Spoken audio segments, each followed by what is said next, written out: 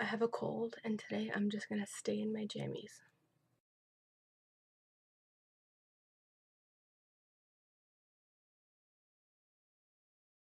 Hey Lindsay, it's May 9th, and why don't you take any pictures of your allergic reaction?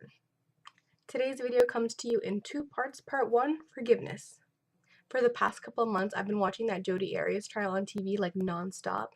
In case you hadn't heard, this woman basically stabbed her ex-boyfriend 30 times, slit his throat, and then shot him in the head for good measure. And after 5 months on trial, she was just found guilty of murder.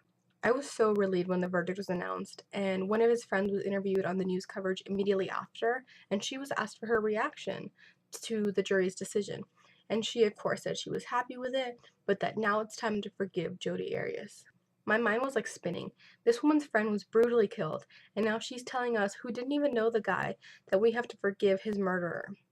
I had like this mini mind explosion about how beautifully this woman's mind worked, and it got me thinking about forgiveness. I had a conversation not too long ago about like thoughts and feelings and how I thought I got to where I am today.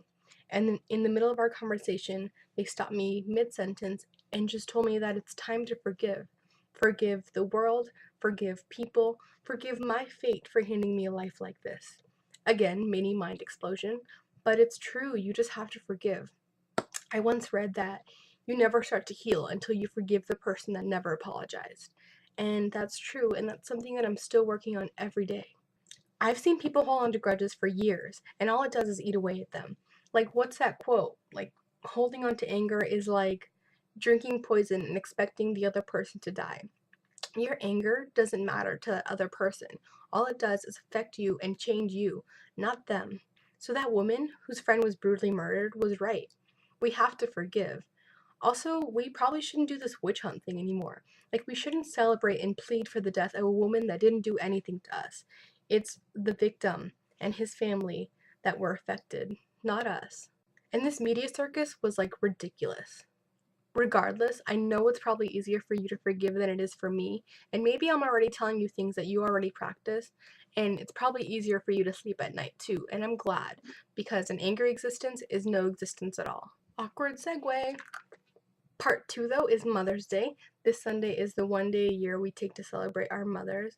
My mom, with what she's been through, deserves at least like 350 days a year to celebrate her motherness. Motherhood.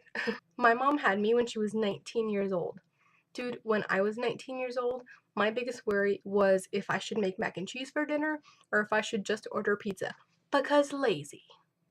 But my mom already had my sister and now the screaming, crying meatball, which is just mind blowing when I think about it. So, to your mother, to my Charlie, to the moms I haven't met yet, and to the moms I never will, happy Mother's Day. You all deserve more than what we as your children could give you, but just know that we love you, we appreciate you, and we wouldn't be here without you, obviously. See you on Monday, Lindsay. Bye!